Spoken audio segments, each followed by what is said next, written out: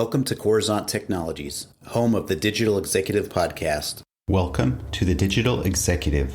Today's guest is Ilhan Kolko. Ilhan Kolko is the Chief Product Officer and President of North America for ProGlove, an innovative German engineering company bringing award-winning wearable technology to industry, combining precision engineering and big data analytics with a focus on the human worker. Their technology is reducing costs, redefining efficiency, and improving health and safety. Based out of ProGlove's U.S. headquarters in Chicago, Kolko will oversee the company's vision and growth as they continue expanding across North America. Kolko joined ProGlove in 2020 from Echo Global Logistics, a leading provider of tech-enabled transportation and supply chain management services. Well, good afternoon, Ilhan. Welcome to the show. Hi, Brian. Thanks for having me. You bet. This is amazing. Just loving to jump in and hear your story. And, we were just talking about traversing the globe in this global community, but just simply amazing the way that we do business now. So gets me all jazzed up for these podcasts. So anyway, Ilhan, let's jump into the questions here. You've got quite the career as an engineer in consulting, and now you're the Chief Product Officer and President of North America for ProGlove. Could you share with our audience the secret to your career growth and what inspires you?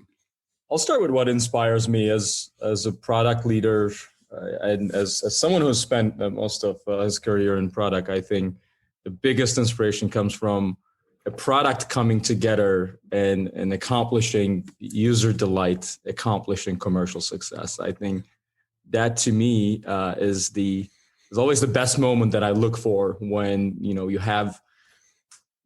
gone through the design process of a product, you've done your research. You talk to customers, you work with your team, there's countless hours in front of a whiteboard, and then you start the iteration cycle on a product and finally comes together. That first moment, whether it's hardware and software, that is to me the most inspiring moment. And when it gets to the user's hands and the product being used and accomplishing what it's designed for, and then it takes a life of its own as you work with the clients, especially in the B2B world. We see that a lot. Our customers taking the product and enhancing it to something that is even more useful, even more visionary than something we had on the whiteboard as we started the journey. To me, that is the most inspiring part of it. I think the earlier part of your question, I would say I'm a builder. I have always been a builder. Tried to build high functioning teams. I tried to build products. I tried to build concepts, ideas. So at its core, what I like to do most is it's building things. So I've always tried to be at places that allows me to build. So that would be my answer to this question. That's awesome. I appreciate the share.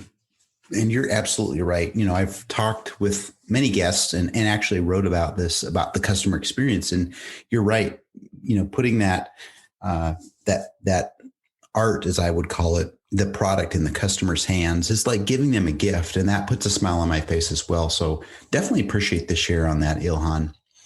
So let's talk about the pandemic. It's starting to lift. We hope it'll go away forever. That'd be awesome. And we've learned a lot from this. But what are your plans for growth going forward?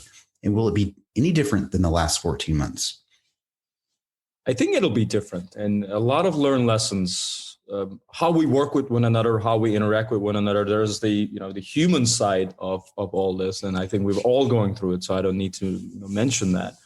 But what we're seeing with our clients, everyone now wants to build more resilient businesses, more future-proof businesses. And a lot of the projects that have been on the shelf are now coming down the shelf as a lot of industries, many industries have been going through this digital transformation.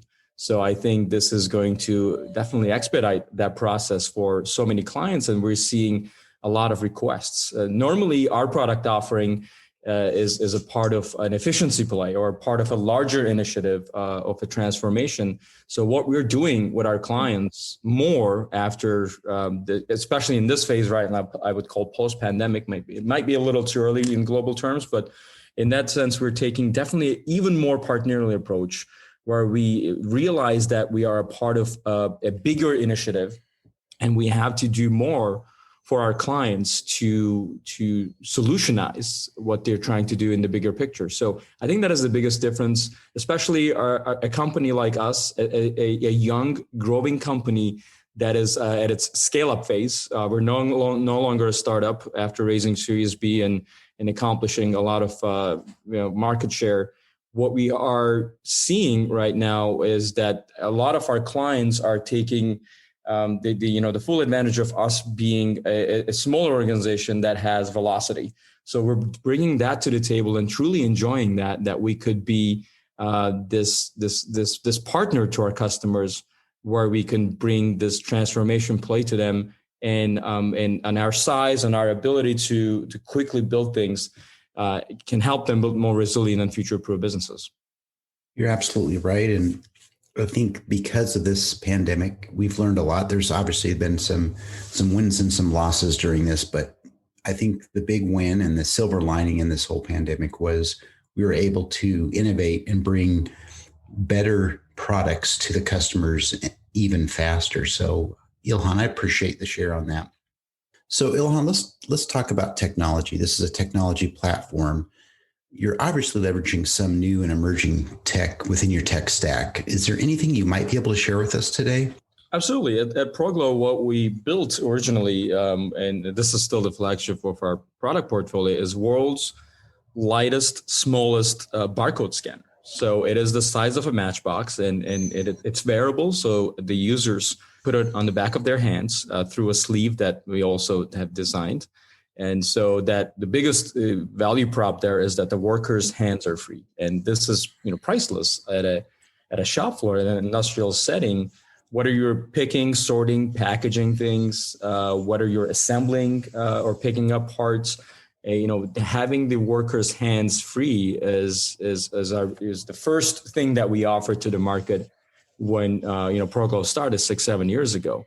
Then in and around that idea, we started building software so that picking processes might be very similar. The human motion might be very similar, but even within the same company, within different warehouses, different distribution center, different assembly grounds and shop floors, we're seeing a lot of variety in how devices are connected, how data exchanges are made, how processes are followed.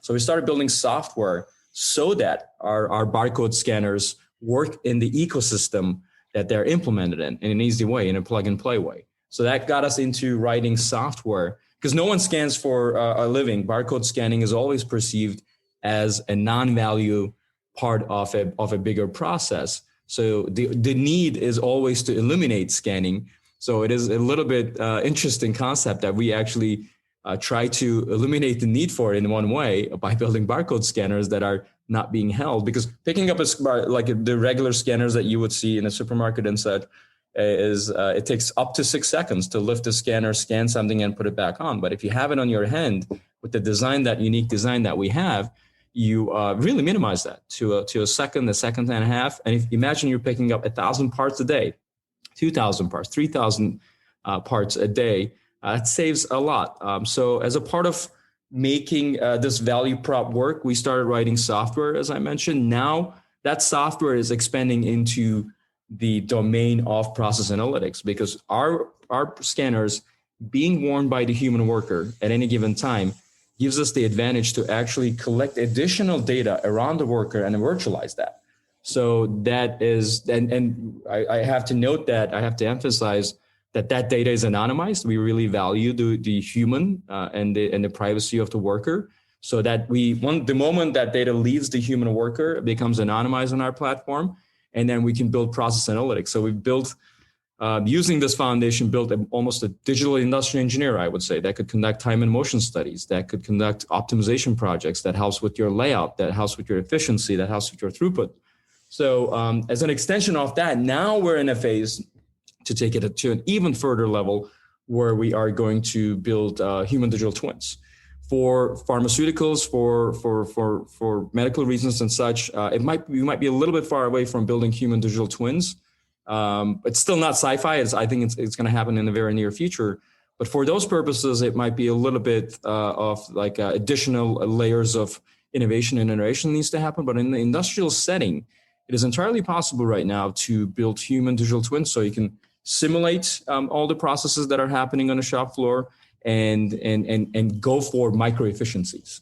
So that is from starting a barcode scanner that is very small and it can be put on the back of your worker's hand. Now we're expanding that vision and those capability sets onto building a human digital twin, even a digital twin family that could help you, build a better, more efficient processes and better ergonomics for the workers. You can watch for the worker health, and many other opportunities come along with it. So that expansion is the thing that we're most excited about at ProGlove, and my role is at the center of it. So I really enjoy all the things that we've built thus far, but all the things that we're going to be building in the near future. That is something that really keeps me motivated. That's amazing. And I love your product and the fact that absolutely it's better ergonomics for the employee, but also you are much more efficient. And this is the type of innovation that we love to feature and talk about on this show. So I appreciate the share on that. So Ilhan, can you share something from your career experience that would be helpful for those looking to grow their career in tech or entrepreneurship? Absolutely. And I think the regular at its core, the things that you would hear from everyone, right? Like the hard work, the extra hours, the creativity, the going where product happens, listening to the customers. As for many times, especially in the B2B world, it's common that we build products that we don't have to use during the day as much. It may not happen to B2C in B2C use cases as frequently, but that happens very frequently because my day-to-day job does not include barcode scanning, but I have to be in the mindset of the workers. I have to be in the mindset of the process owners that use our software and so on. I have to be in the mindset of the IT operators that rolls out, that deploys the firmware updates that we write. And so all of those things are, you need to have the empathy as on the product side. But I think one of the things that I always try to do regardless of all of these points is that the appreciation of uncertainty. One of the things that I always valued, I try to be in growth organizations that would help me learn and to do different things that I had not done before.